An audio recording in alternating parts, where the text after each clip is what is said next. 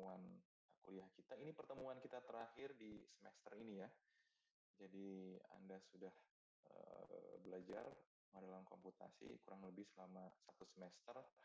Ini adalah saat terakhir kita kuliah di kelas ini. Tadi pagi sudah saya bagikan informasi untuk nilai UTS Anda. Silahkan bisa Anda cek di MS Teams bagi Anda yang belum sempat lihat. Ya lumayan, dalam artian cukup oke lah. Dalam saya lihat nilai UTS-nya. Gitu. Jadi nggak ada yang mencolok, walaupun ada juga yang mahasiswa yang mahasiswa khusus yang nilainya agak berbeda ya. Jadi secara umum saya rasa cukup baik lah untuk kelas ini.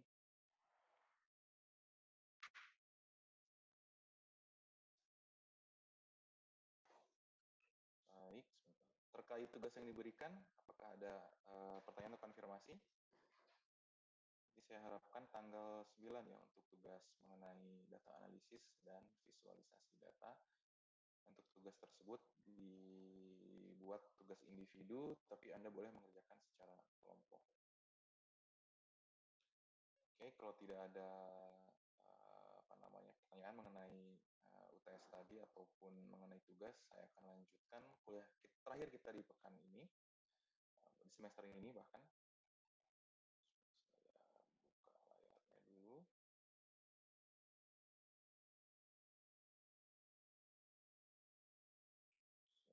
Sebentar.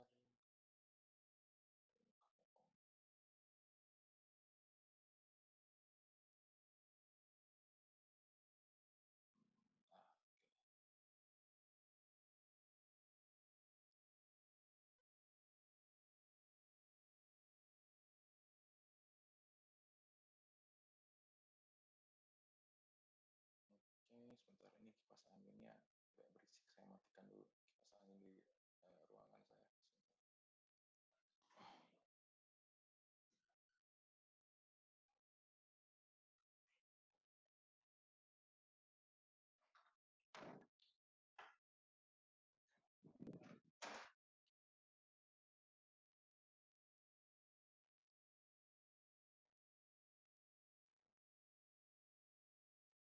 Oke, di pekan ini, di hari Senin, kita sudah sedikit menyinggung mengenai pengantar kecerdasan buatan atau artificial intelligence. Kita sudah setengah jalan. Jadi di hari Senin yang lalu kita sudah coba sampaikan, diskusikan apa-apa saja pengantar mengenai kecerdasan buatan atau artificial intelligence, mulai dari definisinya dan 4 pendekatan yang kita gunakan untuk mendefinisikan kecerdasan buatan. Kalau Anda masih ingat, di hari Senin lalu ada acting humanly, acting rationally, thinking humanly, dan thinking rationally. Ya, dari 4 pendekatan tersebut bisa didefinisikan pengertian mengenai kecerdasan buatan. Lalu dari selain itu kita jabarkan poin-poin utama dari masing-masing pendekatannya, dan juga kita sudah lihat beberapa contoh-contoh penerapan dari artificial intelligence yang saat ini sudah bisa kita temui, atau bahkan sebelumnya kita juga membahas timeline mengenai artificial intelligence ini mulai di tahun 50-an sampai sekarang tahun 2021. Ini kalau tidak salah hari Senin yang lalu kita sudah sampai ke bagian penerapan AI di sistem logistik. Ini contohnya di dalam Amazon warehouse robot, atau mungkin di marketplace yang lain. Saya tidak tahu juga ya, apakah di Alibaba atau di Indonesia Tokopedia sudah secanggih ini apa belum. Tapi untuk di Amazon mereka sudah memperkerjakan sejumlah robot untuk membantu proses sorting dan packaging barang dari pelanggan ya. Jadi di sini si robot-robot ini mereka terprogram lalu memiliki kecerdasan buatan sehingga mereka mampu bekerja secara otonomus ya, tidak diperlukan pengawasan dari manusia untuk bergerak menuju kode atau rak tertentu yang memiliki kode mengambil barang yang diambil, lalu kembali ke pegawai manusianya untuk mengantarkan barang yang perlu mereka ambil, lalu si pegawai manusianya akan menandai si robot tersebut apakah dia sudah mengambil barangnya atau perlu mengambil barang yang lain. Jadi manusianya bisa diam di stationnya dan mereka punya station sendiri, sedangkan yang mobile bergerak dari satu rak ke rak yang lain adalah si sistem robot ini. Gitu. Ini singkat saya hari Senin juga sudah sempat kita singgung. Jadi penerapan AI atau artificial intelligence di sistem kesehatan. Di sini datanya diperoleh dari hbr.org ini, mereka mau menjabarkan berbagai aplikasi penggunaan dari artificial intelligence di bidang medik dengan potensi valuasi dari si bidang tersebut dan juga hal-hal penting yang perlu dilakukan atau perlu diadopsi oleh si teknologi tersebut. Di sini yang paling tinggi ini robot assisted surgery ya. Ini aplikasi yang mungkin paling umum dan mudah ditemui. Ini pada proses operasi si dokter bedahnya dibantu oleh sistem otomasi. Jadi mirip-mirip dengan tadi yang di Amazon. Tadi yang di Amazon kita gunakan untuk sistem logistik, yang ini untuk pengerjaan operasi ya, karena pengoperasi itu sesuatu yang labor intense, memerlukan presisi dan ketelitian yang sangat tinggi. Anda tidak boleh salah potong, salah jahit dan sebagainya, apalagi menyangkut organ-organ yang sensitif. Itu diharapkan dengan menggunakan robot, pinpointnya bisa lebih efektif, lebih akurat, dan juga meningkatkan kualitas dari si operasinya. Selanjutnya ini ada virtual nursing assistant, jadi proses perawatan rawat inap atau misalkan rawat jalan yang selama ini dibantu oleh perawat, mungkin ada beberapa hal yang bisa diotomatisasi, misalkan pemeriksaan tekanan darah, pemeriksaan detak jantung dan sebagainya yang sebelumnya dilakukan oleh perawat secara manual, ini mungkin bisa dilakukan oleh sistem AI menggunakan robot. Kondisi lainnya, hal lainnya mungkin ya, tidak terkait langsung di di bagian hard work-nya atau pekerjaan medical secara langsung, tapi kerjaan di balik layar seperti pekerjaan administratif, misalkan input database nama pasien, rekam medik dan sebagainya. Ini juga termasuk fraud detection. Kita bergerak lagi ke aplikasi mediknya, penentuan dosis obat, lalu ini misalkan connected machine, itu peralatan-peralatan yang misalkan dibutuhkan oleh seorang yang sedang dirawat inap, dan seterusnya. Gitu. Jadi mulai bahkan sampai masuk ke cyber security ya, bahkan karena data-datanya sudah internet connected, sistemnya IoT, Internet of Things, jadi perlu memerlukan juga aspek cyber security di sini untuk di aplikasi di bidang medis. Ini untuk di bidang kita mungkin di FTMD, terutama untuk Anda yang nanti masuk ke teknik mesin, sepertinya ini bidang yang sangat relevan dan juga bisa dipelajari juga di sini. Mungkin nanti ada Anda bisa mengambil topik bimbingan tugas akhir di bidang manufacturing terkait otomasi di sini. Contohnya juga ini ditampilkan beberapa sama seperti tadi aplikasi di bidang medik. Ada predictive maintenance, lalu ada big data proses untuk optimalisasi, visualisasi dan otomasinya, lalu connected factory, dan integral planning. Ini lebih ke ini ya, jadi sistem manajemennya sebetulnya ya, digital twin of the product. Jadi untuk otomatisasi sistemnya sendiri itu sudah established, sistemnya sudah sejak tahun 70-80-an dikenal dan diterapkan untuk sistem otomasi. Sekarang mungkin ini di sistemnya lebih ke sistem manajemennya ini ya, manajemen manufacturing-nya, bukan di technical manufacturing-nya saja gitu.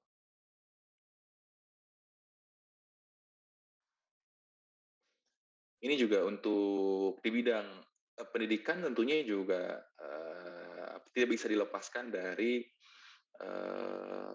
apa namanya, aplikasi atau kegunaan dari si AI ini ya. Di sini di AI ini bisa digunakan bahkan untuk membuat di sini smart content, interactive tutoring, automatic speeding up teacher tasks, adaptive learning environment, kurikulum material ini pekerjaan-pekerjaan di balik layar yang semuanya sistemnya manual atau misalkan discrete di mana tersimpan dalam satu server saja yang bisa dihubungkan dalam satu server interconnected dan kemudian otomatis diolah datanya. Kalau dulu mungkin ada seorang administratif yang harus mengurusi ini semua, ini bisa dibuat menjadi semakin seamless dan dipotong mungkin ya waktu pengerjaannya karena ada apa namanya si AI ini. Bahkan nilai valuasinya diperkirakan di tahun 2024 ada 6 miliar US dollar ya, ini billion with the B US dollar. Bahkan untuk market tutoring ini 2021 di tahun ini diprediksi 120,6 billion US dollar di sini suatu apa namanya industri yang sangat besar, potensi industri yang sangat besar di masa depan ini bisa Anda gunakan untuk berkarir ya setelah Anda lulus.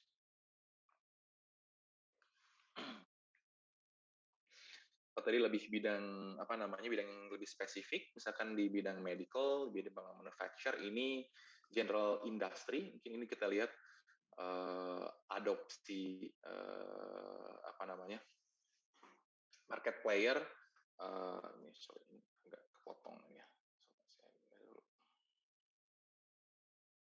Ini karena layar ini ya apa namanya layar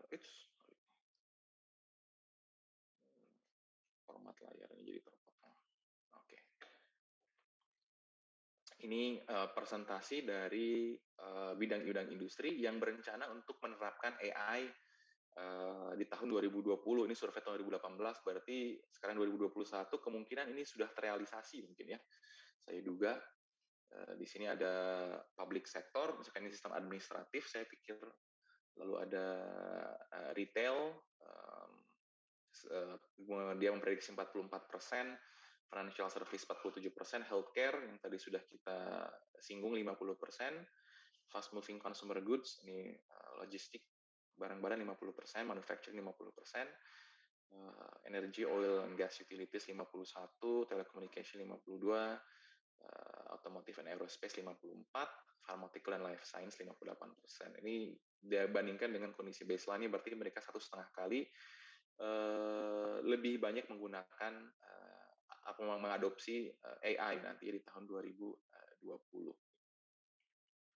Ini sayangnya saya belum dapat survei apa namanya tindak lanjutnya apakah realisasinya seperti apa ya. Tapi ini data yang diambil tahun 2018.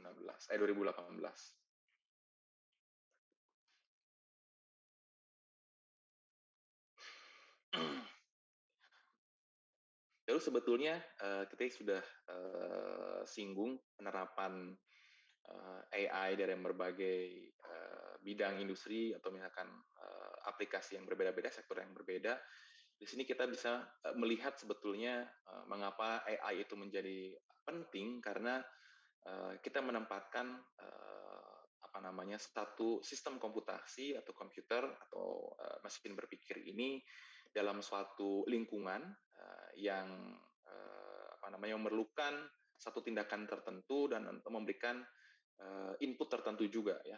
Jadi saling berpengaruh satu sama lainnya. Jadi si apa namanya si sistem kita, sistem komputasi kita atau mesin kita dia akan menerima inputan dari lingkungan, tapi kemudian juga apa namanya memproses semua inputan yang lingkungan untuk menghasilkan tindakan atau keputusan yang sesuai dengan kondisi lingkungannya sendiri ya di sini. Jadi dia ada feedback loop di sini yang outputnya tergantung dari input yang diberikan. Nah, ini saling mempengaruhi satu sama lain di sini. Sehingga apa namanya kemampuan satu mesin atau satu sistem komputasi untuk bertindak secara otonomus atau otomatis di lingkungan ini sangat diperlukan supaya kita bisa memenuhi apa namanya kebutuhan yang perlu dipenuhi atau dibatasi oleh si lingkungan ini sendiri. Makanya AI menjadi sangat penting. Jika tidak, mungkin kita akan terus memerlukan intervensi manusia atau memang tetap manusia yang mengerjakan si bidang ini. Karena perlu analitik, perlu pengolahan data, dari pengolahan data itu kemudian dibuat menjadi dasar keputusan, yang kemudian diambil tindakannya, dilihat dari lingkungannya apakah sudah sesuai atau tidak. Jika sudah sesuai, mungkin perlu input selanjutnya untuk melanjutkan loop-nya. Jika belum, juga diberikan feedback untuk diperbaiki ke sistemnya kita. Nah, ini mengapa AI itu sangat relevan dalam konteks dia sebagai intelligent agent di sini namanya ya. Jadi dia ada satu agen atau subjek pelaku di sini yang berlaku pintar, ya. Bisa menyesuaikan dari input, persep input melalui sensor dan juga memberikan action atau melalui aktuatornya di sini. Kalau kita dari penempatan atau perspektif AI sebagai intelligent agent, sebagai agen intelijen atau agen pintar, mesin pintar yang bisa bekerja secara otonomus, ini juga kita bisa kategorikan kembali berdasarkan kebutuhan atau aplikasinya kembali ya, berdasarkan peranannya ya. Yang pertama ini ada problem solving agent, artinya di sini dia diminta untuk memecahkan suatu permasalahan tertentu. Ada permasalahan spesifik atau umum di satu sektor tertentu atau general problem yang perlu dicarikan solusinya. Ini yang bila masih melibatkan manusia mungkin perlu waktu lama untuk dikerjakan oleh manusia atau terlalu sulit dikerjakan oleh manusia sehingga diotomatisasi, dikerjakan secara komputasional oleh komputer, dikalkulasi, kemudian komputer secara otonomus mencari atau menyarankan solusi dari permasalahan tersebut di sini. Di sini deskripsinya si agen ini harus dalam tanda kutip mencari atau menyediakan jawaban atau jalur yang dapat memimpin atau memandu si ownernya atau si kita sebagai manusia pemilik kebutuhannya pada tujuan akhirnya di sini. Ini kita bahas pada sesi kedua nanti mengenai problem solving agent. Untuk algoritma yang bisa digunakan ini ada menggunakan DFS, IDS, UCS, A+, greedy best first, min max search, genetic algorithm dan lain-lain sebagainya ya. Nanti kita akan bahas pada algoritma DFS dan BFS pada jam kedua. Lalu selanjutnya ada knowledge based agent. Di sini dia diberikan berbagai macam input, lalu dari input yang diterima mesin atau komputer ini berpikir dan mengambil keputusan berdasarkan fakta-fakta atau informasi yang terhimpun ini. Lalu kemudian pada saat dia menerima satu kondisi atau dia menerima respon dari kondisi lingkungan atau dari satu input yang baru, dia akan mencoba untuk mengambil alasan atau berpikir dengan fakta tersebut atau kondisi baru tersebut dibandingkan dengan kondisi informasi lama yang dia miliki, dia formulasikan apakah relevan, apakah ini informasi baru, apakah ini menambah database yang dia miliki atau dia mengganti informasi yang lama menjadi obsolete. Di sini bisa seperti kita menerima informasi dan kemudian memproses informasi tersebut ya. Di sini intelligent agent ini atau si AI kita secara perlahan mengumpulkan semua informasi atau tingkat atau keadaan-keadaan yang relevan untuk memenuhi kebutuhan atau mencapai tujuan yang kita set lebih dahulu ya. Apakah dia sebagai memberikan dasar pertimbangan atau memberikan tindakan khusus gitu ya. Kalau di sini ada namanya learning agent, ini mungkin relevan dengan konteks machine learning di sini, di mana secara otomatis mesin kita atau artificial intelligence kita punya kemampuan untuk mempelajari berbagai macam algoritma atau solusi yang tersedia, bahkan mereka mampu memformulasikan sendiri algoritma yang dibutuhkan, menyediakan feedback dan juga memprediksi satu algoritma baru bahkan di sini untuk diusulkan atau digunakan oleh kita sebagai usernya ya, atau sebagai pengguna dari si AI ini. Jadi agak mirip dengan yang problem solving agent. Kalau problem solving agent dia spesifik menyelesaikan satu masalah, sedangkan kalau learning agent dia menginput berbagai macam kondisi, lalu dia diberikan data-data berbagai macam permasalahan. Dari sini dia bisa memformulasikan sendiri satu kondisi baru yang mungkin permasalahannya belum ada bahkan. Jadi dia bisa kalau ada permasalahan spesifik, dia bisa memprediksi atau memperkirakan dan akan merekomendasikan solusi dari permasalahan yang belum timbul. Sedangkan kalau ini lebih ke existing problem, kalau yang ini dia sebagai sebagai otak sepertinya ya. Jadi di mana kita menyerap informasi dan menyimpan informasi tersebut.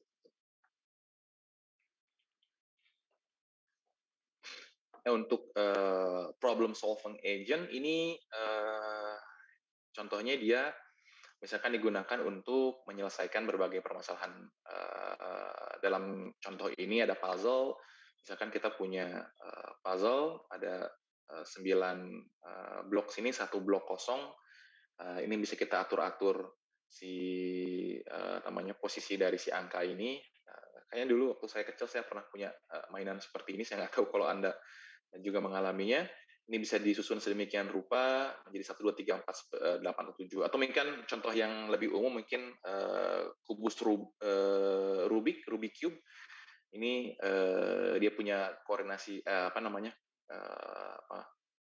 bentuk warna yang acak, misalkan Anda sudah acak, kemudian diminta untuk mengembalikan pada kondisi warna yang seragam, misalkan.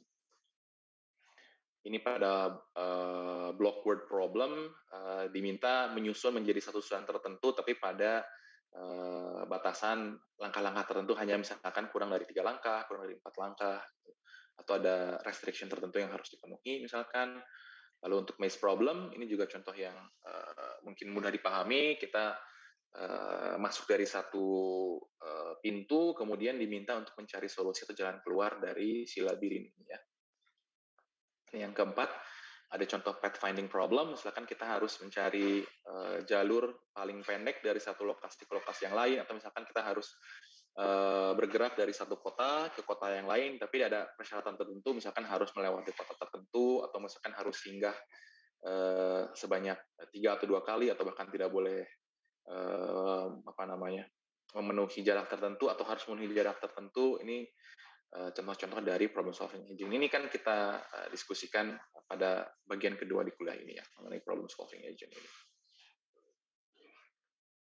Untuk knowledge based agent, contohnya di sini dia bertindak seolah-olah sebagai expert. Jadi kalau manusia itu perlu waktu lama, Anda belajar misalkan untuk menjadi seorang ahli S1, S2, S3, kemudian menjadi praktisi hingga menguasai ilmunya. Dari sini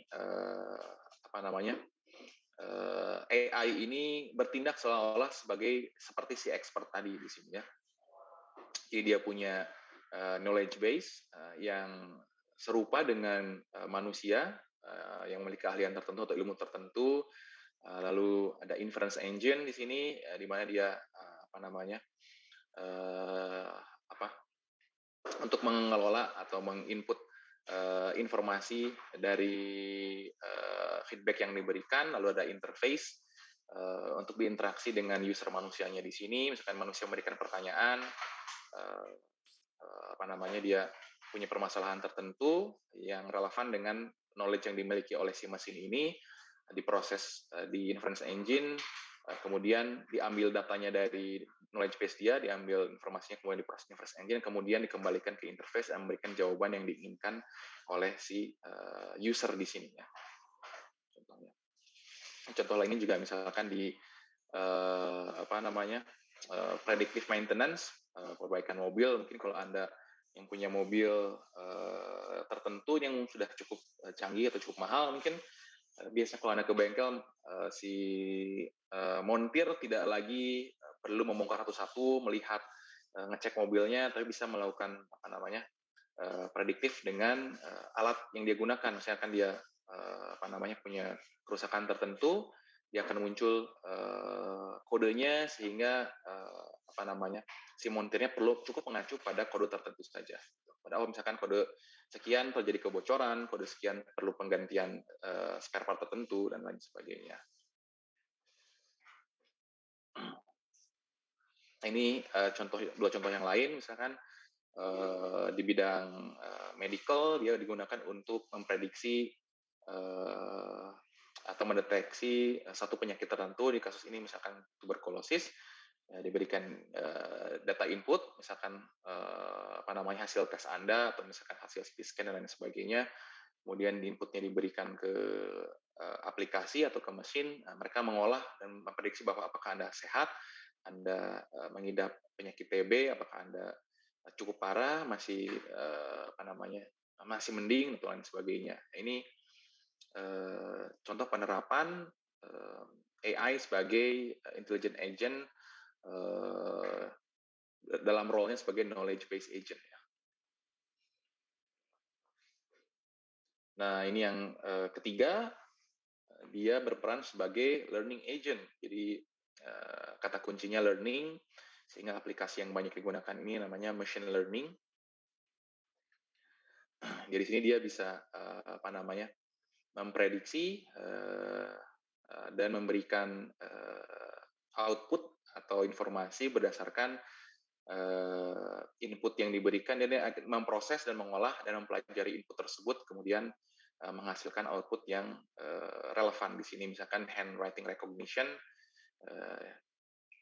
dia mampu mempelajari kira-kira bagaimana huruf I bisa dituliskan dengan berbagai gaya yang berbeda, huruf S, lalu huruf yang lain-lainnya, hingga dia bisa memprediksi atau membaca sebagaimana manusia membaca tulisan tangan ya. Gitu. Nah, kadang-kadang kan kita lihat huruf ini menuliskan huruf G atau huruf O itu lekukannya atau misalkan sudut-sudutnya tiap orang akan mempunyai ciri khas yang berbeda-beda. Kita sebagai manusia bisa menilai, tapi kan kalau mesin kadang-kadang dia terbatas pada parameter tertentu, bahwa dia harus, kalau Anda ingat dia dulu kita di awal-awal pada saat rekognisi wajah, misalkan dia harus pada garis tertentu, misalkan harus mengikuti pada kotak tertentu. Kalau di luar itu dia tidak dideteksi, tapi kemudian dia punya kemampuan untuk mempelajari bahwa oh ya ternyata pada kasus tertentu keluar garis pun mungkin bisa nih di luar kotaknya, atau misalkan lakukan tertentu ternyata dia juga masih menggambarkan huruf atau angka yang bisa diterjemahkan atau bisa kita baca. Gitu. Contoh lainnya mungkin aplikasi pendeteksi plagiarisme. Anda mungkin kalau pernah dengar Turnitin namanya, dia mungkin gabungan antara knowledge based agent dengan learning agent di sini ya. Dia misalkan mengumpulkan informasi data yang masuk, kemudian dia bandingkan dengan database yang dia miliki, tarik data ke internet, lalu dia pelajari apakah ada kemiripan dengan artikel atau tulisan yang dibuat di internet, berapa persen tingkat kemiripannya gitu, apakah dia plek 100% atau ada 70%, 50%, 30% dan sebagainya. Kemudian dari situ kita buat kriterianya, kalau misalkan di bawah 10% dianggap atau 5% dianggap tidak plagiarisme, di atas dari itu dianggap pencontekan atau plagiarisme. Gitu. Contoh lain ada speech recognition, lagi-lagi juga sama seperti handwriting recognition. Tiap orang mungkin mempunyai aksen, cara pelafalan, tempo kecepatan berbicara yang berbeda-beda gitu. Yang mungkin pada saat pertama kali kita mendesain sebuah speech recognition machine, dia hanya mampu mendeteksi pada range tertentu, kita harus berbicara pada tempo tertentu dengan tingkat suara pada desibel tertentu, Tapi dengan adanya kemampuan dia untuk belajar, dia biasa mampu memprediksi bahwa oh ya ini walaupun suaranya kecil dia masih ngomong, walaupun dia ngomongnya cepat ternyata masih berbentuk kalimat, atau misalkan dia dengan pelafalan dengan aksen yang berbeda itu juga ternyata masih mengacu pada satu kata tertentu hingga bisa dibuat menjadi transkrip lengkap di sini. Ini contoh yang terakhir, ini untuk di face recognition, aplikasinya mungkin Anda punya perangkat ponsel misalkan atau perangkat laptop, di mana sistem unlock-nya menggunakan wajah Anda, dia perlu database awal, foto Anda di awal, tapi kemudian dia bisa memproses dengan sendirinya apabila terjadi modifikasi dalam tanda kutip di wajah Anda, misalkan Anda menggunakan topi, atau misalkan pada saat di foto Anda rambutnya pendek kemudian menjadi gondrong, atau misalkan rambut menjadi pendek, tumbuh kumis, jenggot, dan sebagainya, itu apakah masih bisa dikenali atau tidak.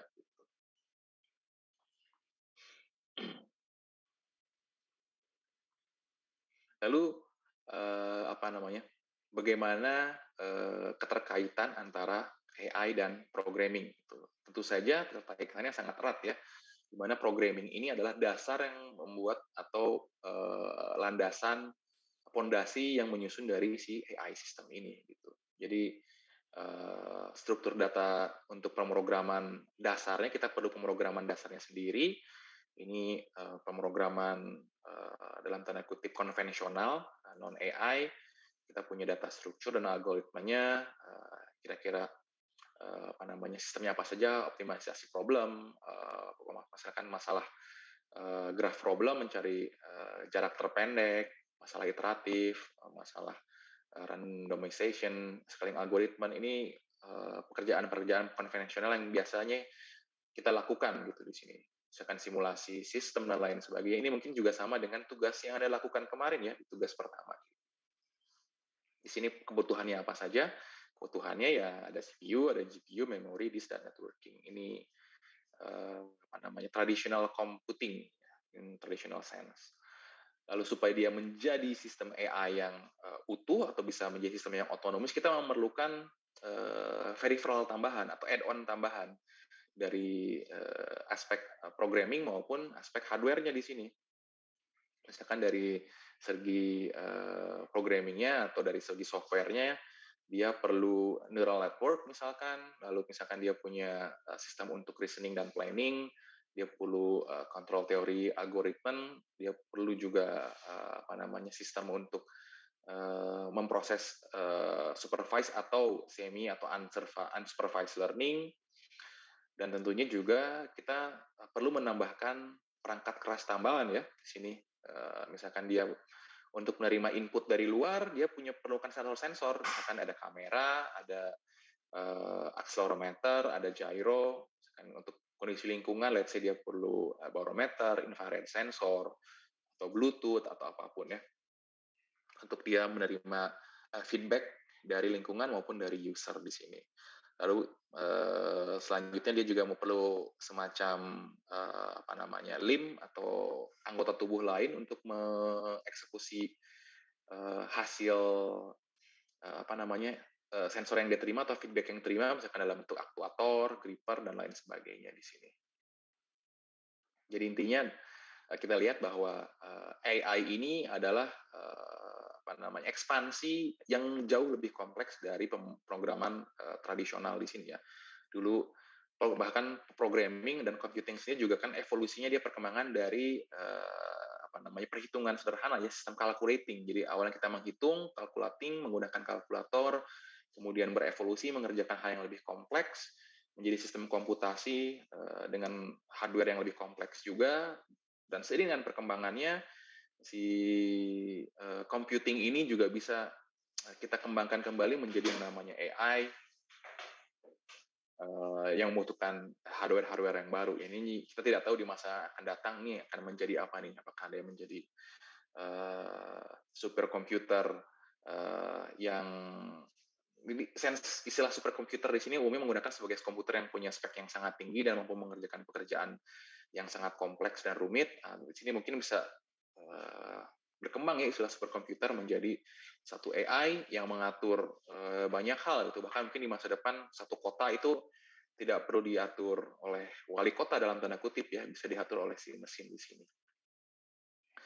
Ini sesuatu yang exciting tapi juga agak menakutkan ini. Jadi kalau misalkan kita tergantung pada mesin, bisa jadi dependensi kita semakin tinggi, kita jadi udah nggak bisa ngapa-ngapain lagi. Misalnya dalam artian kita merasa udahlah nggak perlu ngapa-ngapain lagi, semua sudah diambil oleh mesin, itu menjadi malah kita mengalami regresi ya, menjadi devolution bukan evolution sebagai spesies manusia gitu ya. Ini juga jadi premis yang umum dipakai di cerita-cerita fiksi ilmiah, di mana misalkan di post apocalyptic world itu manusia sudah tidak punya power, kemudian diambil alih oleh mesin. Misalkan kalau di film itu ada mungkin pernah dengar atau pernah nonton The Matrix atau di Terminator, referensinya lama ya, karena itu zaman yang saya nonton dulu. Oke, itu untuk di AI dan programming. Jadi ini kita sudah selesai pada bagian yang pertama mengenai pengantar AI, apa itu AI, di mana saya bisa digunakan, kategorinya apa saja. Jadi Anda mempunyai gambaran yang cukup dasar untuk mempelajari AI lebih lanjut lagi jika Anda tertarik. Ini selanjutnya saya akan bahas mengenai problem solving agent, sambil saya nyiapkan slide untuk materi bagian kedua. Silakan apabila ada pertanyaan atau ingin diskusi.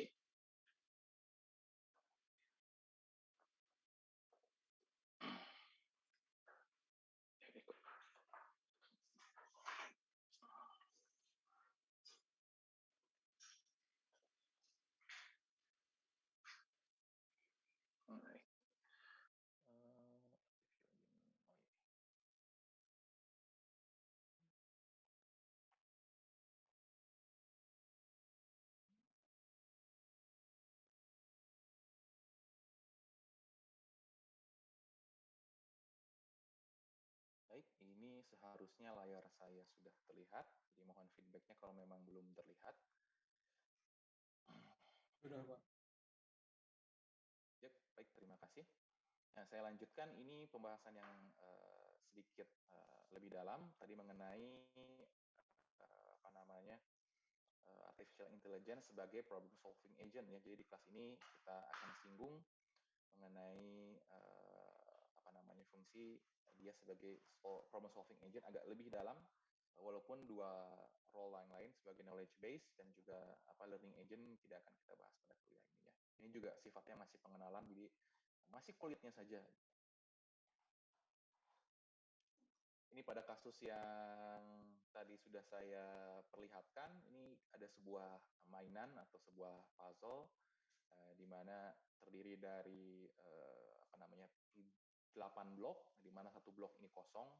Karena satu blok ini kosong, dia bisa bergerak ke kiri, ke kanan. Kemudian yang satu ini ada space kosong, maka yang satu bisa bergerak, sehingga yang lain juga bisa berpindah-pindah. Gitu ya. Ini kalau mainan anak-anak itu biasanya membentuk satu gambar tertentu, jadi kita bisa acak-acak, kemudian bisa kita susun kembali supaya membentuk suatu gambar. Atau misalkan dalam kasus ini dalam bentuk angka-angka, ini angkanya sembarang, kemudian kita perlu mengurutkan menjadi pola tertentu, misalkan berurutan 1 searah jarum jam, 1, 2, 3, sampai dengan 8, di tengah-tengahnya kosong.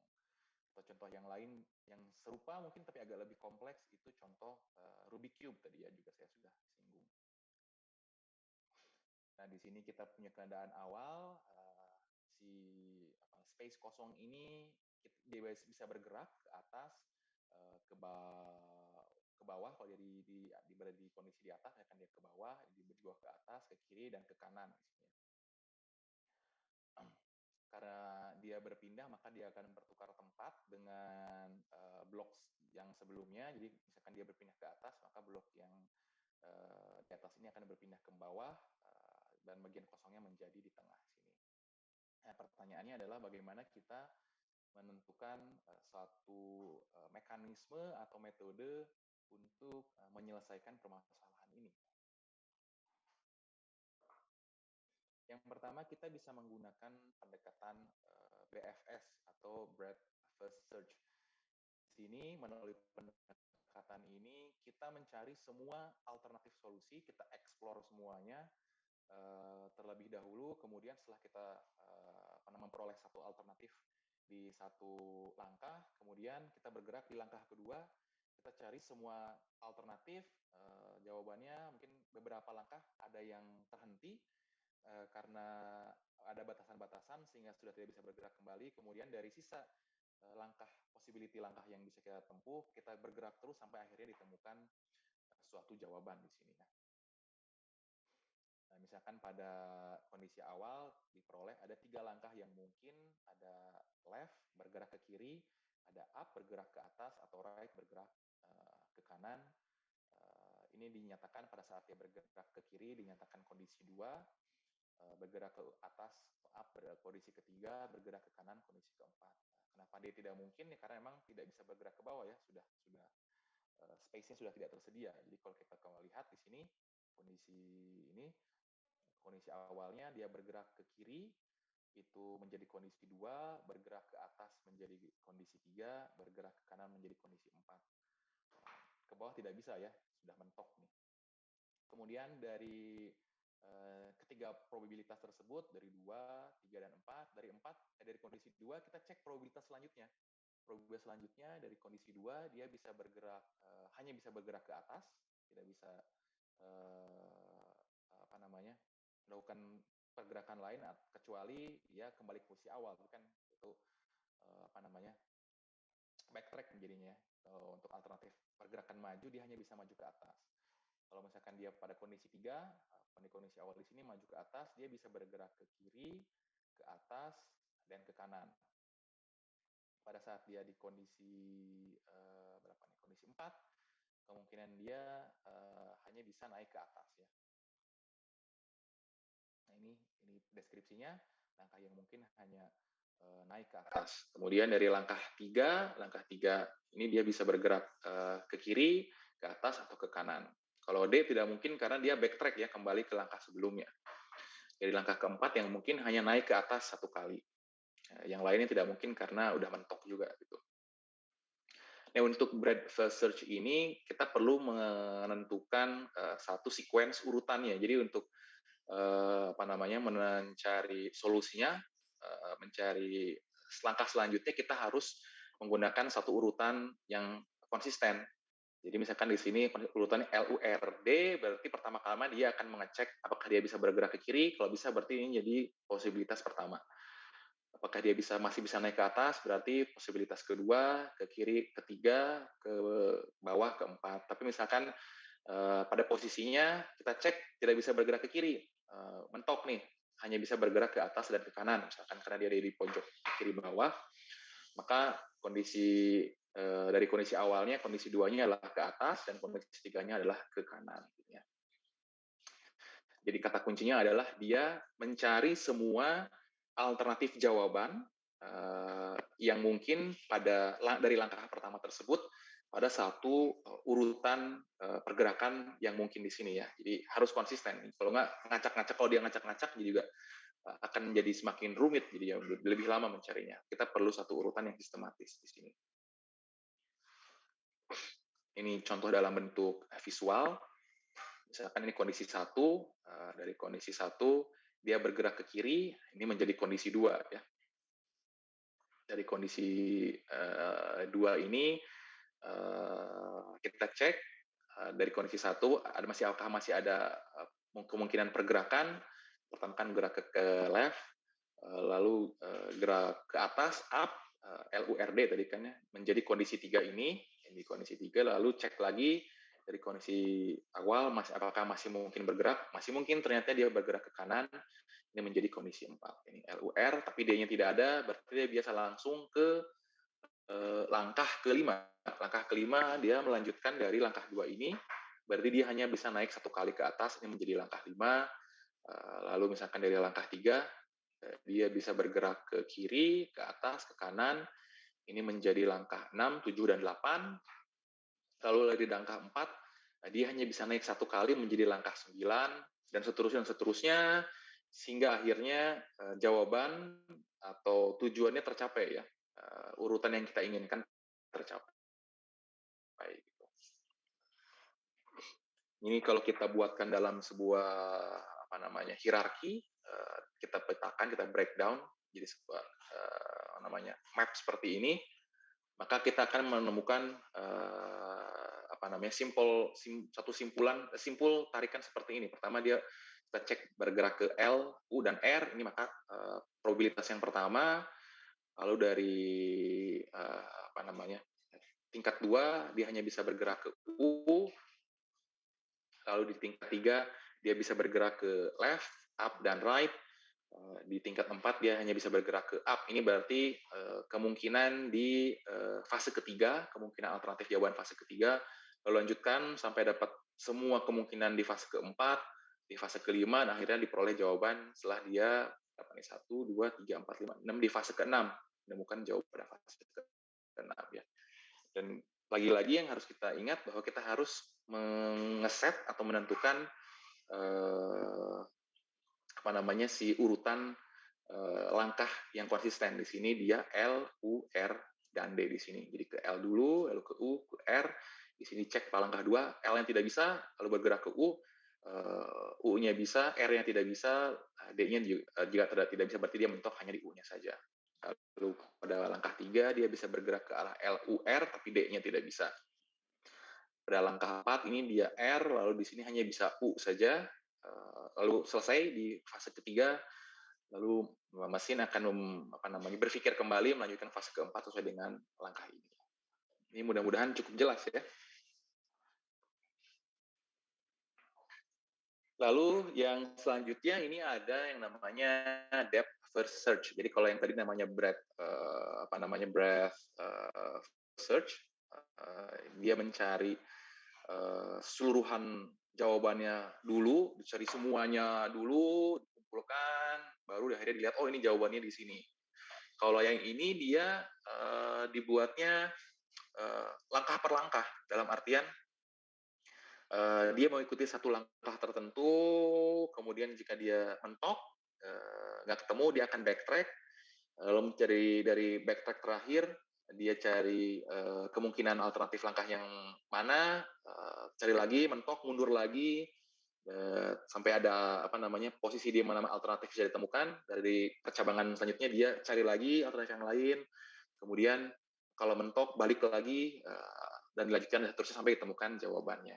Jadi di sini pencarian alternatif solusi dilakukan dengan mengeksplorasi satu alternatif solusi. Kita cari dulu nih urutannya dulu, misalkan kalau tadi ke U, maka dari misalkan dia ke left dulu tadi, dari left, lalu dari left ini kemungkinan pergerakannya kemana, cari alternatif terus sampai dengan semua posibilitas yang diambil jalur tersebut habis atau mentok, dia akan backtrack, baru misalkan kembali ke posisi percabangan terakhir, mencari alternatif jawaban yang lain dan seterusnya di sini. Misalkan depth limit di sini 6 langkah. Sebelumnya ada kemungkinan ini mencapai kondisi non-termination dalam artian karena misalkan alternatif atau probabilitas jawabannya sangat banyak, bisa ribuan, ratus ribuan, bahkan mungkin jutaan. Jadi mungkin ada kalanya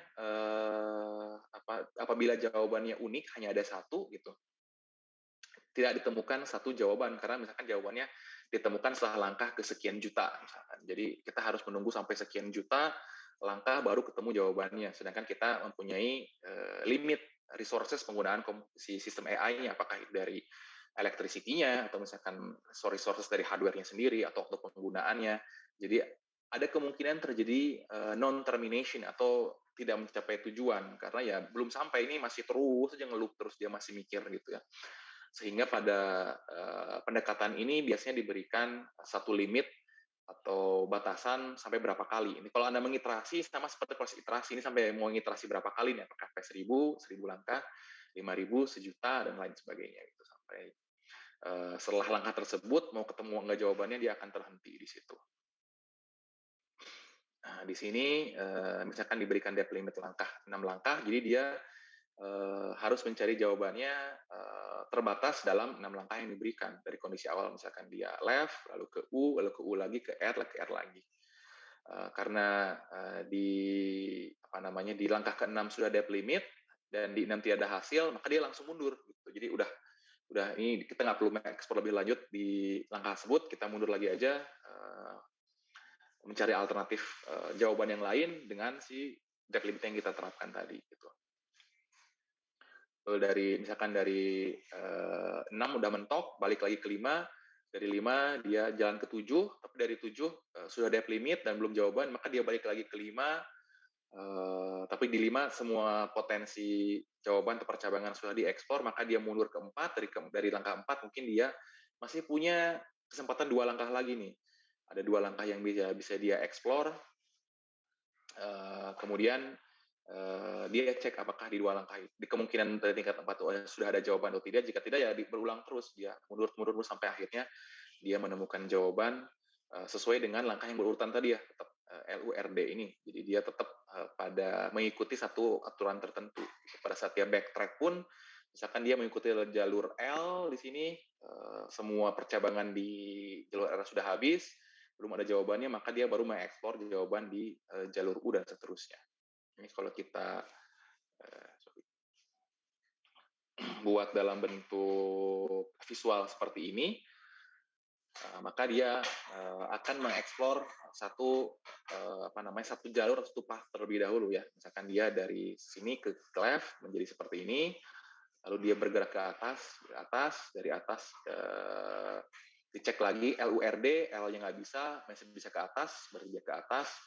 Dari atas ini ada kemungkinannya, dicek lagi masih bisa jalan nggak, L-nya nggak bisa, U-nya nggak bisa, ternyata di R, oke dia jalan ke R, lalu dari sini di R, dari R di sini dia masih bisa ada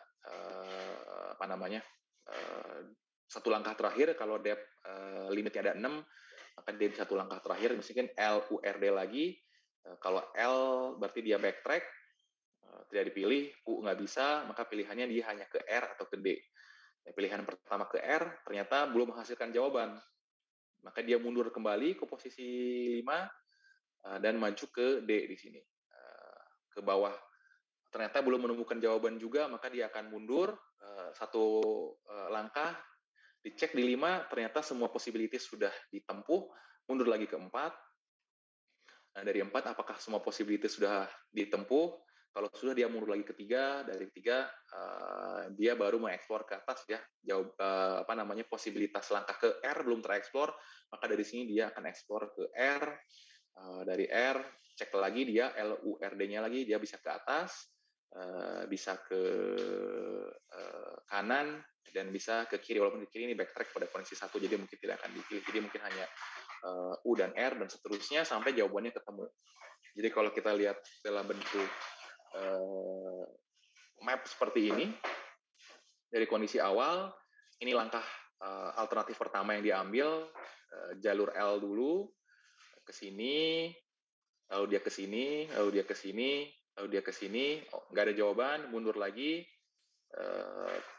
ke sini nggak ada jawaban, mundur lagi, sudah tidak ada opsi, mundur lagi, dia ke kanan, lalu di kanan ini di tengah-tengah ada opsi kemana saja, LURD lagi, dia bisa ke atas, bisa ke kanan, dan bisa ke bawah. Yang dia ambil U-nya dulu, dari U ada 2 kemungkinan, ke kiri dan ke kanan. Ke kiri dulu, ternyata nggak bisa, artian belum ketemu jawabannya, mundur lagi. Baterai running low, saya colok sebentar baterainya.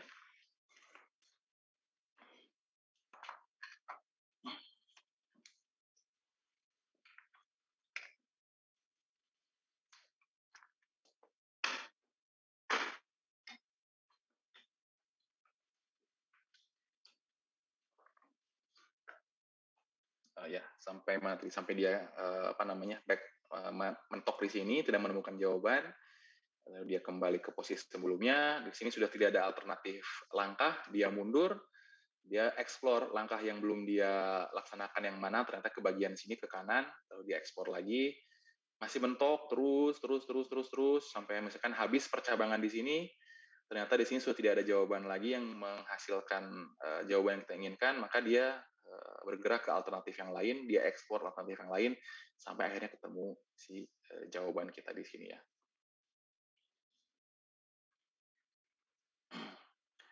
Oke, nah ini kita sudah definisikan atau diskusikan di Brand First Step dengan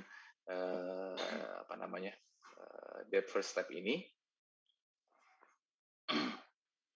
Search, sorry, first step.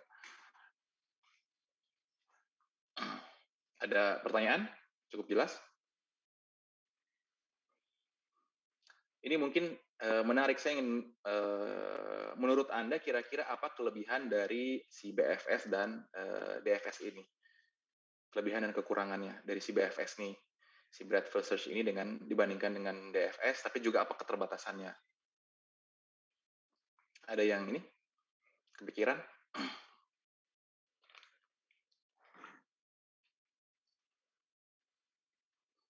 Halo? Wah, ini lagi sambil pada tidur kayaknya siang ini ya. Wah, ini padahal kuliah terakhir nih. Ya. Siapa tadi? Tadi awalnya saya, Pak. Kenapa, Pak? Iya, tadi awalnya mau saya tunjuk, udah ada yang nongol. Silakan, Habibi, kira-kira.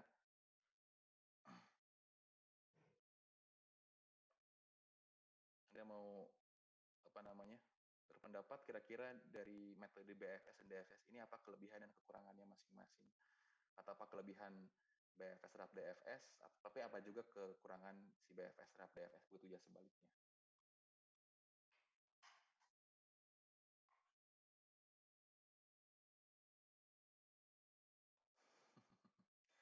Ini saya malas sebetulnya kalau harus tembak-tembak nanya ini, makanya mau volunteer aja. Oke, kalau gitu... Saya, Pak, mungkin, Pak. Oh iya, silakan. Siapa? Hanif, silakan. Kalau menurut saya, kalau yang BFS itu bagusnya itu dia kayak bisa mencari setingkat dulu kan, berarti lebih terorganisir lah, kayak sesuai, bisa gampang dicatatnya gitu. Kalau misalnya depth first search itu bagusnya tuh dia kayak misalnya kalau misalnya beruntung dia tuh bisa langsung lanjut sampai akhir gitu. Kalau BFS tadi lebih terorganisir lah. Kalau dari kemampuan hardware-nya gimana menurut Anda? Kalau kemampuan hardware-nya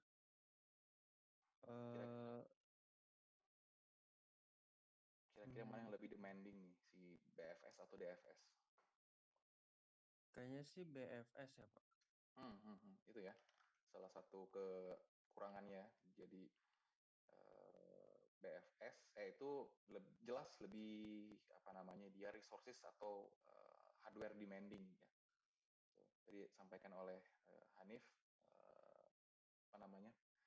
cukup on point. Artinya kalau dari BFS kita bisa mendapatkan solusi, mungkin bisa dapatkan solusi lebih cepat atau pada kasus alternatif yang sangat banyak kita tidak perlu melakukan langkah yang cukup banyak di sini gitu.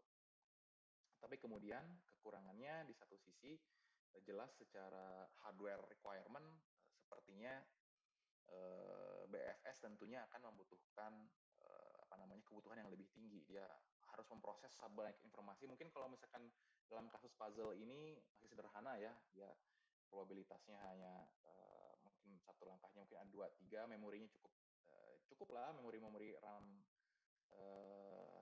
let's say laptop kita, let's say RAM 4GB, 16GB gitu.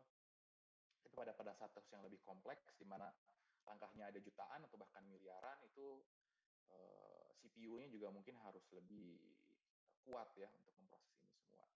Tapi kalau DFS, tadi kelebihannya dia jadi jadinya dia tidak resource demanding dari si BFS gitu ya.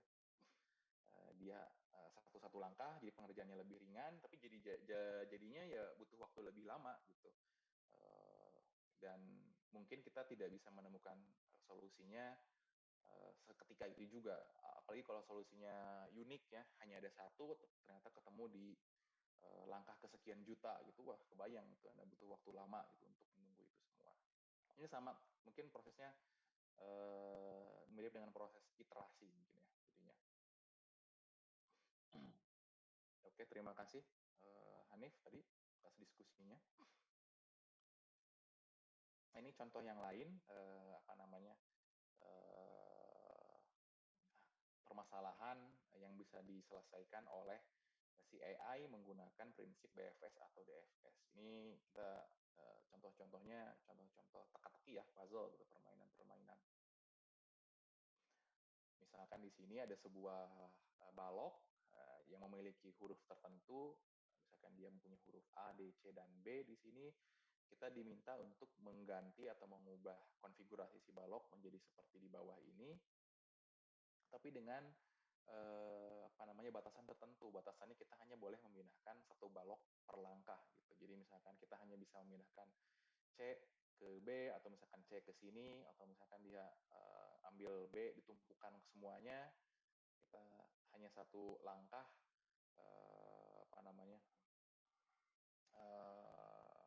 satu step, jadi jepitannya hanya ada satu. Dan kedua, mungkin requirement lainnya kita diminta untuk melakukan perpindahan atau rekonfigurasi pada langkah yang paling pendek, misalkan di sini. Gitu. Jadi kita perlu pada kasus ini untuk melihat kemungkinan jawabannya dari secara BFS atau DFS, ini kita bisa buatkan dalam pohon tadi ya, dalam map tree tadi, untuk melihat kondisi initial state dan goal state, lalu juga dilihat masing-masing kondisinya menjadi seperti apa. Lalu misalkan kita hitung berapa banyak status yang dibangkitkan sampai ditemukan oleh goal state-nya ini, dan kita pilih langkah yang paling pendek di situ.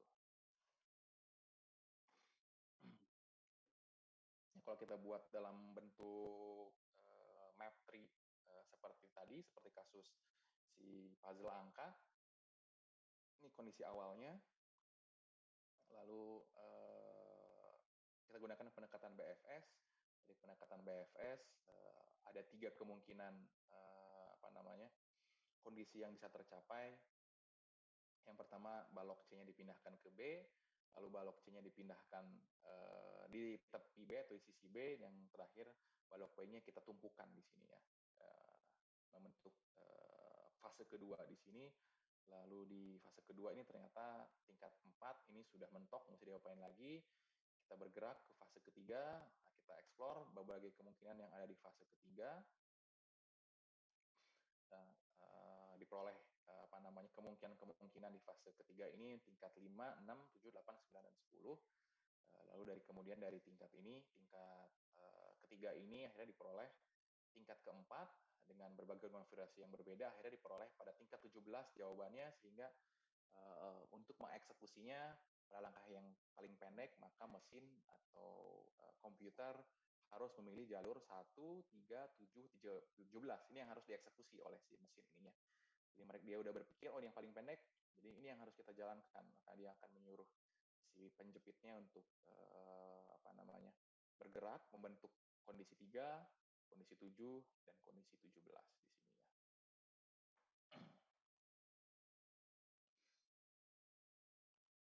Ini mirip atau prinsip yang digunakan juga pada AI dalam permainan komputer nih. Misalkan dalam permainan catur ini AI yang digunakan dalam catur. Misalkan kalau Anda main game online catur, itu yang dulu pas awal tahun ini ya, yang rame itu siapa tuh namanya? Saya jadi lupa. Yang tanding catur Hikari, sama siapa? Hikari. Bukan. Di Indonesia. Aduh. Dewa Kipas, Pak. Dewa Kipas. Itu yang dia klaim punya pergerakan yang sama seperti AI, belakangan diketahui bahwa dia cheating ya, ternyata dia memakai AI. Ini juga AI catur ini bisa menggunakan si BFS atau DFS ini. Tapi saya pikir kalau catur kayaknya mungkin menggunakan si BFS ya, bukan si DFS ini. Nah ini untuk yang alternatif lainnya, ternyata ada alternatif lain untuk menggunakan BFS dengan urutan yang berbeda ya.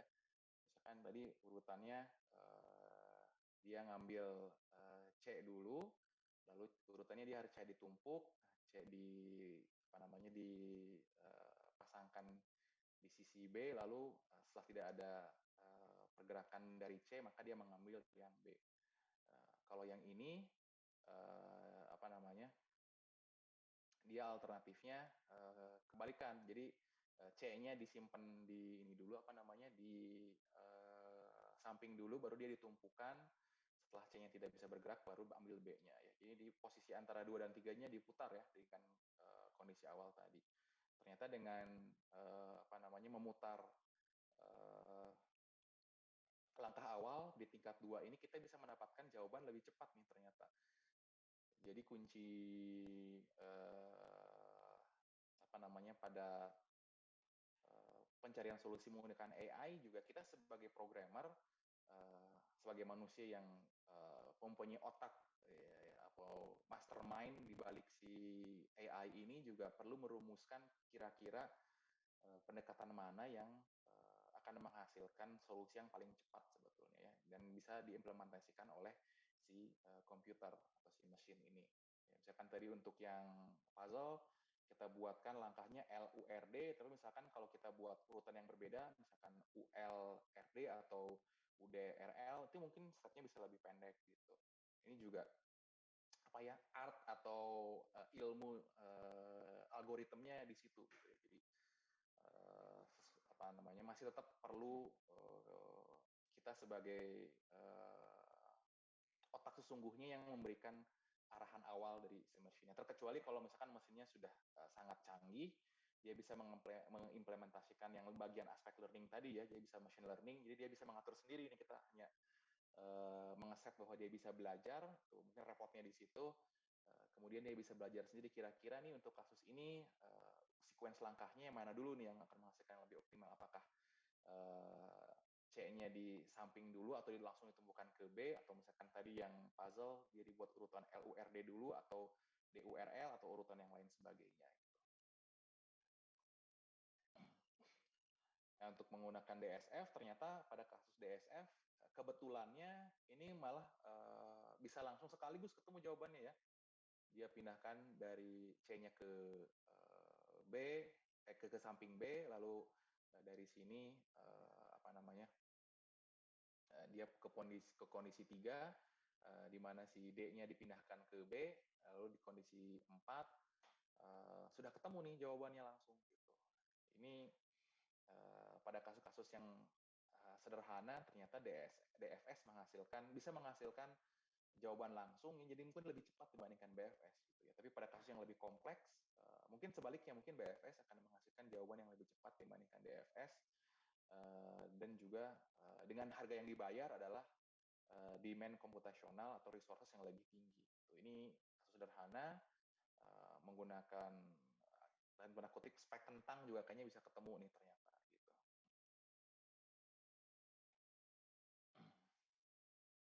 Nah ini contoh lainnya, contoh ini gimana kita mengambil peta. Di sini peta Romania, kita ingin bergerak dari kota A, ini kota A-nya saya nggak kelihatan tulisannya, tapi ke ibu kota, ke Bukares misalkan di sini. Nah dari peta ini si mesin kemudian dia bisa mengekstrak data, kemudian dia mengeneralisasi, lalu mengeliminasi. Ingat prinsip-prinsip komputasi yang kita jalankan ya di awal perkuliahan, diperolehlah misalkan pola seperti ini, di mana huruf ini menyatakan kota yang terhubung dari kondisi awal kita, dari titik awal kita, dan jaraknya masing-masing di sini. Nah dari sini kita diminta untuk menghubungkan dari titik A ke titik B bisa dengan berbagai kriteria. Sama kita kalau pakai Google Map ini nih, bisa Anda pilih jalur yang paling pendek, misalkan, atau jalur yang paling mudah medannya, misalkan di sini, let's say mungkin ini jalurnya paling secara intuitif kita lihat ini paling pendek, tapi misalkan ini medannya sulit, atau misalkan Anda ada kriteria tambahan bahwa Anda harus menempuh dalam jarak tertentu atau kurang dari jarak tertentu, atau Anda harus mampir di kota tertentu, misalkan Anda harus mampir di S atau harus mampir di M dan lain sebagainya. Bagaimana memperoleh jawabannya, kita gunakan prinsip tadi, prinsip BFS atau DFS ini ya, bisa kita gunakan.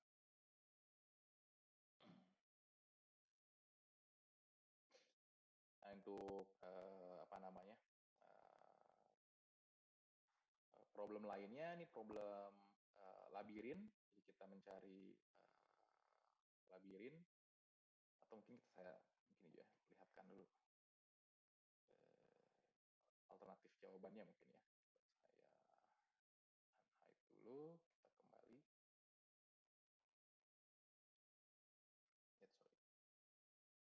Kita kembali, misalkan dengan metode BFS, langsung ketahuan nih jawabannya, 450 nih. Lalu dengan metode DFS, dia langsung ketahuan juga, misalkan, tapi dengan jarak yang lebih panjang, 607. Gitu. Nah, kalaupun misalkan ini jawabannya sudah ketemu mau BFS dengan DFS, katakanlah kita apa namanya, memerlukan kriteria yang lain, misalkan dia harus lebih pendek pada 500 km gini, maka ini walaupun jawaban sudah ketemu, dia akan mencari atau mengeksplor potensi jawaban yang lain ya. Misalkan dia dari A, Z, Q, S, F, B, oh ternyata nggak bisa nih kepanjangan, dia mundur ke F, nggak bisa, mundur lagi ke S, lihat cek dari ke S, ke R, lalu ke P, dan lalu ke B, dapat nih jawabannya, lalu dibandingkan apakah dia lebih pendek dari 607, lebih panjang, lalu dibandingkan dengan kriteria awal kita, apakah dia apa namanya, lebih rendah dari 500 tadi yang kita minta, atau lebih rendah dari 450, gitu, tergantung kebutuhan yang kita berikan. Ini alternatif lain, mungkin tidak dibahas, ini alternatif saja. Untuk pengetahuan umumnya, Anda bisa cari lebih tahu, lebih dalam, namanya algoritma Uniform Cost Search atau A** di sini. Dia bisa langsung ketemu jawabannya. Dia apa namanya, jalurnya dari A ke S, ke R, ke P, dan ke B dengan jarak 418 misalkan. Ini agak lebih complicated dibandingkan dengan si BFS dan DFS ini ya. Tapi karena kita masih pengantar, masih basic-basic gitu ya, masih cukup tahu aja ini kira-kira gimana, belum mempelajari secara dalam. Ini sementara apa namanya, bisa memberikan gambaran dulu lah. Dari sini baru Anda mencari algoritma-algoritma lain yang lebih kompleks dan lebih efisien mungkin. Oke, ini saya lanjutkan nih contoh lainnya, contoh kasus labirin. Di sini ada suatu labirin, misalkan labirin yang di sebelah kanan ini, kita diminta untuk mencari jalan keluarnya nih. Kalau kita masuk, gimana kita menentukan jalan untuk keluarnya nih. Walaupun ini masih sederhana, kita lihat ternyata ada dua kemungkinan jawaban ya. Bisa dia ke kiri, ke sini, atau misalkan dia ke kanan, nah, seperti ini. Ini jawabannya bisa kita cari melalui langkah-langkah atau prinsip-prinsip si DFS atau BFS tadi ya, yang tadi kita diskusikan. Ini kalau kita cek mungkin jawabannya kira-kira.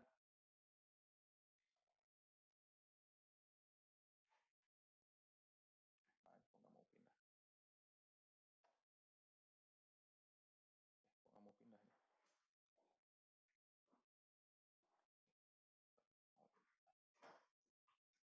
Nah, ini kita buat percabangan, setiap percabangan ini dengan identifikasi huruf, misalkan ini huruf A, B, ini mentok C, lalu ada percabangan lain D, percabangan yang lain E, dan mentok yang lain F. Nah, kita gunakan misalkan dengan metode BFS ini,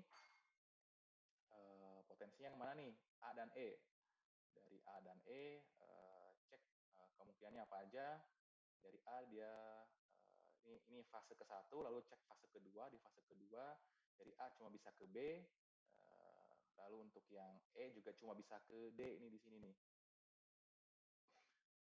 Lalu di fase ketiga dari B ini dia bisa ke kalau yang B bisa ke C atau bisa ke D. Kemudian untuk yang D-nya langsung out. Ini langsung ketemu jawabannya berarti ya. Misalkan dia lalu A, B, D, dan out ternyata. Lalu untuk yang DFS, kalau kita mengambil kita persyaratkan bahwa dia bergerak ke A dulu, maka dia akan dapat jawaban yang serupa ya, A, B, C-nya mentok, mundur lagi, lalu D, dia milih E atau out. Ternyata di out ini udah ketemu langsung, jadi dia nggak akan memilih jawaban E misalkan. Tapi untuk jawaban DFS mungkin bisa ketemu jawaban yang berbeda ya. Jawabannya mungkin kalau kita switch, kita minta dia untuk kriteria DFS kita buat dia harus bergerak ke E dulu nih, bukan ke A. Dari A ini dia nggak naik ke atas tapi langsung ke sini, maka mungkin jawabannya akan dapatkan A, D, dan E langsung nih. Dari A, E, D baru out di sini ya. Jadi bukan A, B, D out, tapi A, E, D, dan out di sini. Lebih panjang nih ya, si step yang diperlukannya gitu. Oke, ini yang terakhir, ini contoh yang lain mungkin ya singkat aja ini terakhir traveling sessional problem, traveling salesperson problem ini mirip-mirip dengan tadi yang mencari jalan ya, dia perlu bergerak dari mengelilingi kota A, B, C, dan D, misalkan dia harus mengikuti pola tertentu atau pada jarak tertentu. Ya. Ini persis sama dengan tadi mencari pathfinding tadi. Oke, ini kira-kira materi untuk pengenalan komputasi di semester ini. Alhamdulillah sudah bisa kita selesaikan nih kuliah 1 semester Pak, ini. Izin bertanya Pak. Ya, silakan.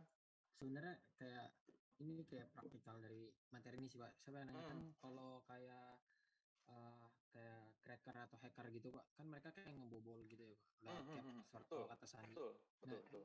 Ini mereka tuh ngemanfaatin kayak materi yang kita pakai ini nggak sih Pak? Kayak BFF tadi kayak. Betul. Jadi kalau misalkan kita ngebobol password ya, ini mungkin sama seperti tadi kita yang mundur lagi ya, sorry. Contoh seperti ini nih, kalau kita buat dalam bentuk map tree seperti ini, kan password tuh ada banyak kemungkinan ya. Mereka bakal ada berapa kombinasi angka yang mungkin muncul dari situ. Dicek dulu bisa menggunakan metode yang BFS atau DFS atau algoritma yang lebih kompleks ya, tadi misalkan EXA dan lain-lain gitu.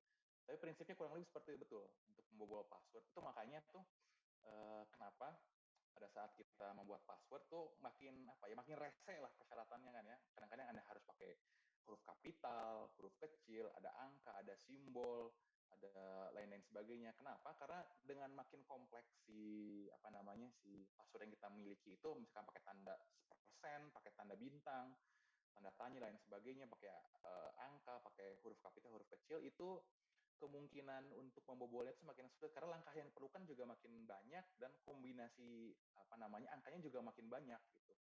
Kalau misalkan kita hanya menggunakan password dengan angka saja, misalkan huruf kecil aja, misalkan password gitu, ini bisa dibobol dengan mudah. Saya pernah nonton wawancaranya si Edward Snowden itu. Dia bilang kalau Anda bikin password gitu doang itu paling cuma butuh berapa detik tuh untuk dibobol oleh si hacker gitu. Pada saat Anda ganti satu angkanya tuh satu huruf diganti menjadi angka gitu, misalkan si P-nya menjadi A, itu tidak membantu juga ternyata karena itu satu pola yang umum ditemukan. Itu jadi nggak ganti huruf huruf A yang menjadi angka 4, itu kode-kode yang umum, ya Anda harus lebih kompleks lebih dari itu gitu. Jadi disarankan Anda jangan membuat password tapi passphrase katanya. Jadi membuat satu kalimat yang yang Anda cuma tahu atau jargon yang Anda bisa sangat random yang Anda bisa tahu sendiri gitu. Itu pertanyaan yang bagus, Habibie. Pak mau nanya lagi Pak, kan setahu saya kayak pin bank itu Pak, kan kayak kita minimal masukin 3 kali Pak. Kalau 3 kali salah itu kan kayak otomatis keblokir Pak. Itu buat ini setahu saya itu kan kayak buat ngatasin kayak tadi ada hacker gitu lah Pak. Nah itu kalau di pemrograman itu cara kayak ngebatasin 3 itu dia tuh pakai sistem kayak gimana sih Pak?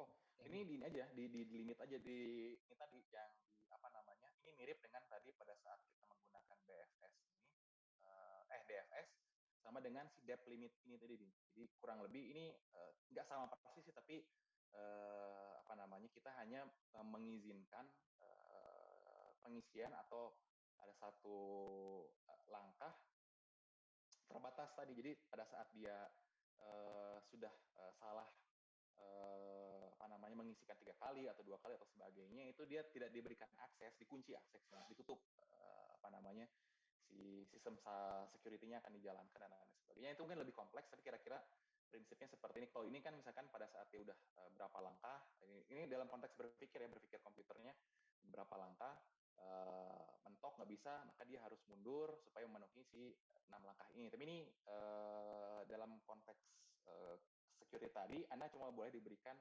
kesempatan 3 kali, maka setelah 3 kali sistem security-nya yang jalan di situ itu apa namanya detail apa namanya cyber security lah gitu juga. Saya juga bukan ahlinya di situ lah. Kalau Oke, Pak. Makasih, Pak. Sip. Mudah-mudahan menjawab ya. Ya ini udah lumayan praktikal ya pertanyaan-pertanyaannya. Oke, Mangga, kalau ada pertanyaan yang lain?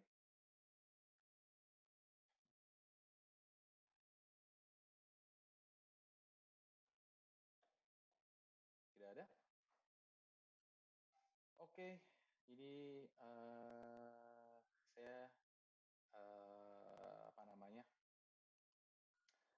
berterima kasih kalau gitu pada Anda semua yang sudah mengikuti perkuliahan ini satu semester ini bersama saya. Ada up and down-nya dalam artian ya ternyata satu semester ini walaupun in general mulus, tapi kadang-kadang ada bumpy-nya juga tengah jalan. Kadang-kadang saya apa namanya ada jadwal bentrok. Beberapa minggu yang lalu saya sempat sakit juga. Ada pertemuan yang tidak bisa kita laksanakan. Mohon maaf. Rencananya ingin saya ganti, tapi saya sangat kesulitan mencari jadwal penggantinya. Gitu. Jadi saya juga mohon maaf. Jadinya presentasi Anda tidak bisa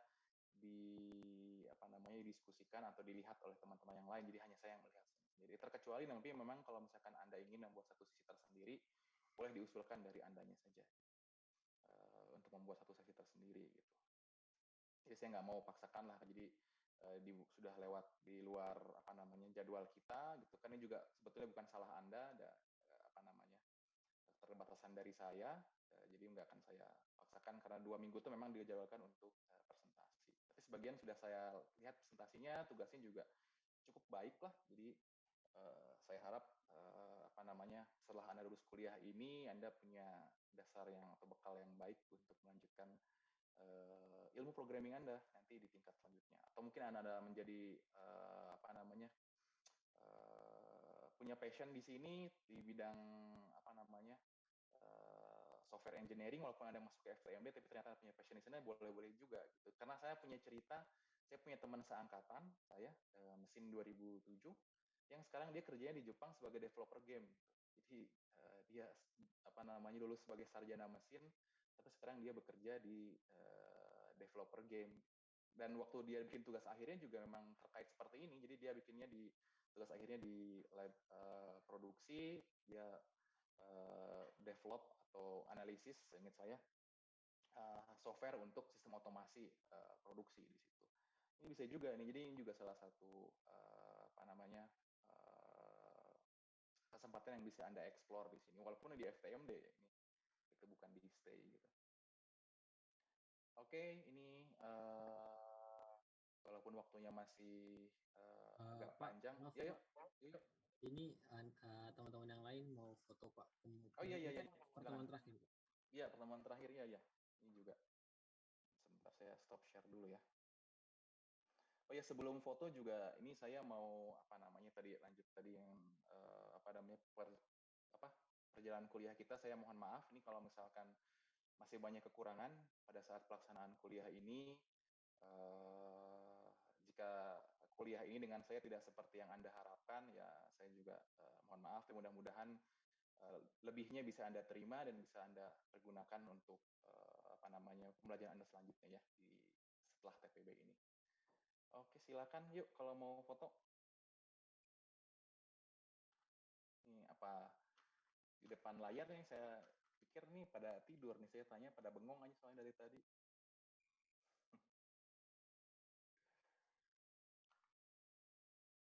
Oh, pada ini dulu. Pada pakai baju dulu atau nyiapin kameranya dulu.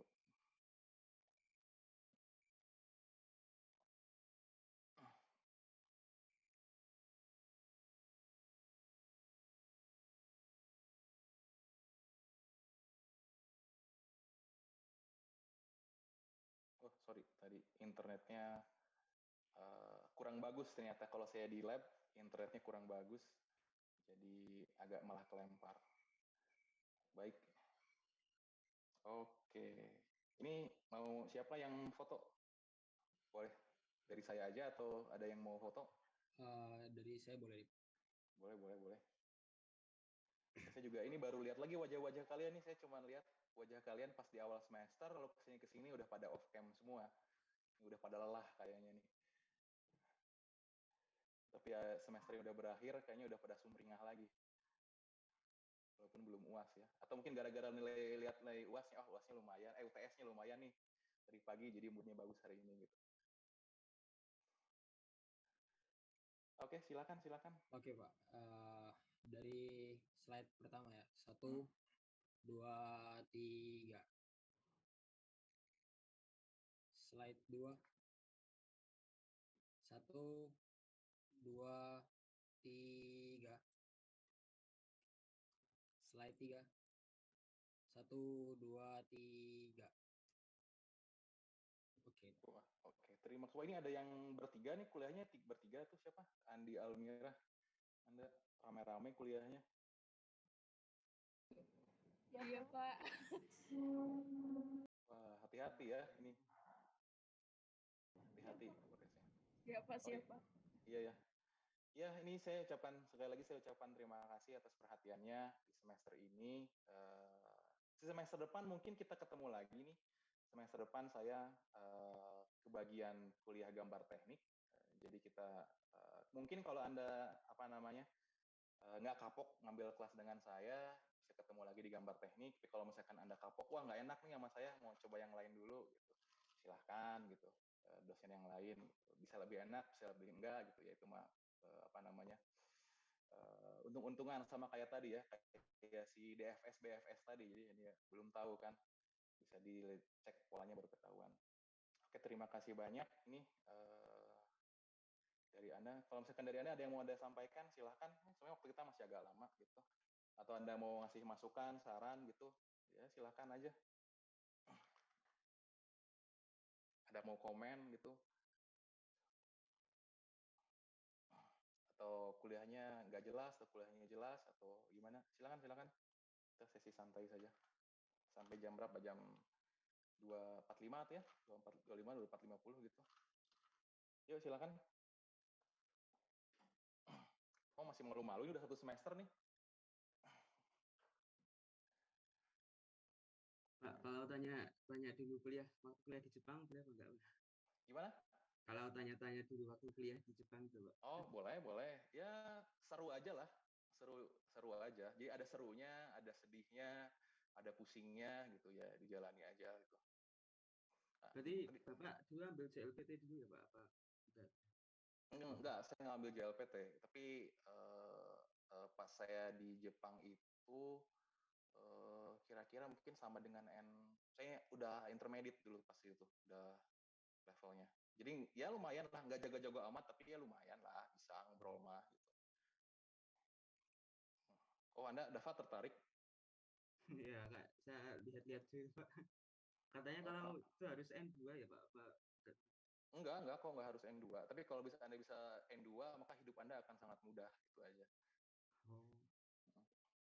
Saya baca-baca itu katanya minimal N2 gitu, Pak, baru bisa. Enggak. Kalau kerja mungkin iya. Kalau kerja ada beberapa bidang yang mensyaratkan N2 tuh. Ini satu lagi mungkin dosen mesin namanya Pak Firman, dia N1 tuh. Udah dewa banget bahasa Jepang. Saya mah paling levelnya intermediate kan ya, paling N3 paling kalau saya tes mah. Saya belum pernah tesnya sih. Males soalnya. Susah ya, Pak? Bisa kan? Kalau saya lihat soalnya sih ya lumayan ya. Kalau saya lihat, kalau N3 kayaknya saya bisa sih, saya lihat N2, soalnya gapnya jauh banget dari yang dari yang 5, 4, 3, 2, 1 itu jauh banget gapnya. Anda mau ke mana, Dava? Ya belum tahu sih, Pak. Oh, ya. Masih ada angan-angan gitu pengen ke luar kuliah.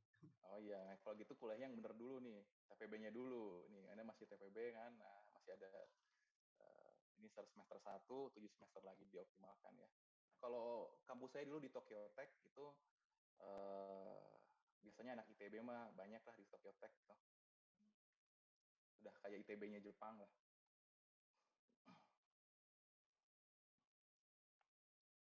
Untuk kampus lain juga bisa gitu. Ada yang mau ngobrol yang lain silakan. Cukup ya Dava tadi. Cukup, Pak. Oke, ini kalau udah sesi santai saya boleh sambil minum ya. Ini haus juga.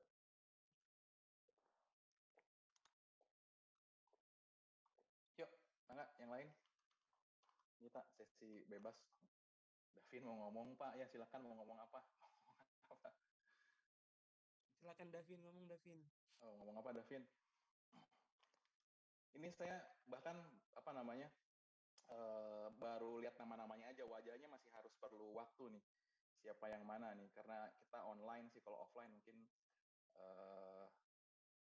bisa lebih enak nih. Mudah-mudahan semester depan udah bisa offline ya. Walaupun nggak tahu nih ada varian Omicron itu Gibran udah pusing Pak. Dari rambutnya. Sama, saya juga udah pusing. Nih semester ini saya dapat semua jenjang dari TPB sampai tingkat 4 kebagian semua tuh. Jadi banyak jadwal bentrok. Davin ngomong apa? Oh, ada ketua angkatan di sini. Siapa ketua angkatannya? Gibran, Pak, ketua angkatannya. Oh, Gibran, ketua angkatan FTMD. Ya udah Pak, mungkin ini wakilin teman-teman juga kali ya. Mungkin menyampaikan terima kasih banyak juga buat Bapak yang mungkin udah ngajarin kami ya, udah sabar juga.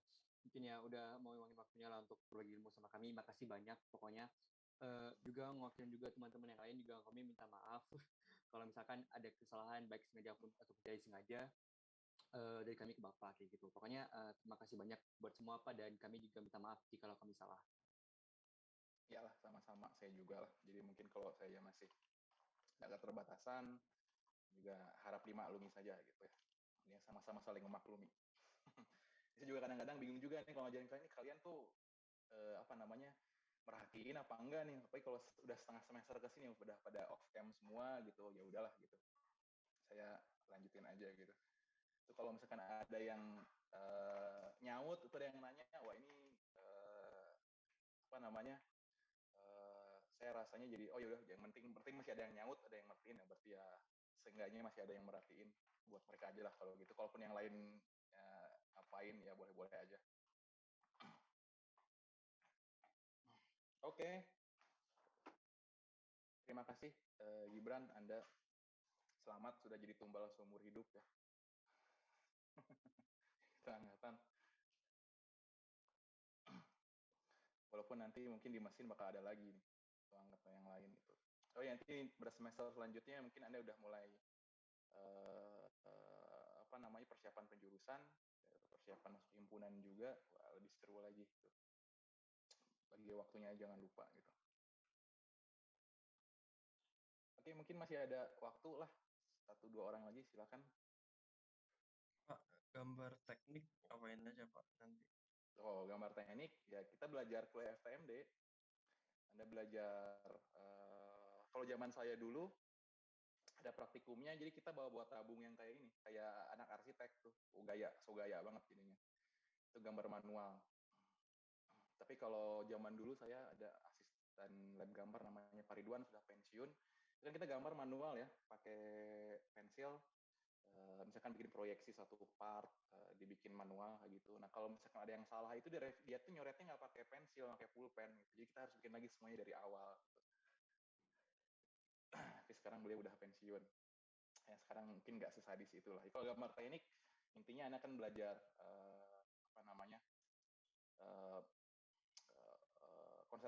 konsep-konsep itu bagaimana desain itu dibuat dalam bentuk gambar dan sebagainya. Itu masih dasar. Nanti untuk lebih detailnya Anda di semester 3 gambar mesin gitu. Terus saya juga ngajar juga gambar mesin gitu. Apa untuk gambar teknik itu dalam software atau kayak biasa kita gambar biasa? Manual. Jadi ada praktikumnya juga di FTMD di lantai 3 tuh. Pas ini kampus tour Anda lihat belum? Lihat gambar yang di dekat AE itu ya Pak ya? Dekat tangga lantai 3. Lihat Pak, tapi nggak masuk. Direnov kalau nggak salah. Lagi direnov, berarti udah bagus tuh. Zaman saya mau puluk banget tuh gedungnya. Sama ini nanti mungkin mulai tahun ini kita sedang membangun kolam mesin. Itu spot legendaris itu dari zaman angkatan 50-an, ada sebuah kolam di depan gedung mesin yang zaman dulu waktu zaman saya masih kuliah itu dipakai buat cebur-ceburan kalau wisuda tuh tapi di ban tahun 2000 berapa ya 2009 2008 gitu udah nggak boleh lagi. Jadi saya angkatan terakhir yang diceburin di situ, tapi bukan sebagai wisudawan. Kalau wisuda ceburin ke situ sebagai panitia wisuda. Nah, itu nanti bakal dibangun menjadi satu bangunan baru yang namanya teras FTMD. Mudah-mudahan nanti pada saat luring udah jadi, Anda bisa manfaatkan di situ tuh. Ya, bagus lah pokoknya. Ada yang apa nih? Tuh angkatan saja, yoi Pak. Tuh, tadi siapa yang nanya kuliah saya di Jepang gimana? Saya ganti deh virtual background-nya. Kampus saya dulu, ini gedungnya kayak begini nih. Nah, ini bangunan utamanya. Kalau yang ini dari depan stasiun. Dari depan stasiun ke arah nyebrang di kampusnya. Ini sudut yang lain lah. Apa? Wah, itu saya mikir kalau nggak keterima ITB saya akan pulang kayaknya. Tapi ternyata udah keburu di ITB jadi ya udah harus pulang. Ya udah pulang deh.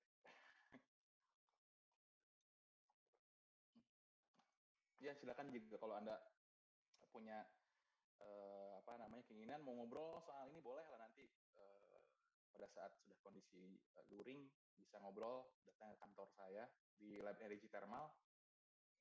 Di depan lab saya itu ada PLTU mini 1500 watt di situ. Nanti ada praktikum itu juga pembangkit uap. Oke, itu mungkin obrolan kita udah 249 mau 250. Dari tadi saya ngomong terus. Terima kasih atas semester ini. Mudah-mudahan lancar, mudah-mudahan nggak ada yang ulang. Tapi kayaknya nggak ada sih. Saya lihat nilainya bagus-bagus aja. Jadi kecuali Anda apes saja nih. Oke, terima kasih. Saya tutup. Sampai jumpa. Nggak tahu di UAS mungkin saya ketemu atau di semester berikutnya ya. Sampai jumpa di semester berikutnya. Semangat terus di ITB. Terima kasih Pak. Terima kasih banyak Pak. Pak. Nanti. Terima kasih Pak.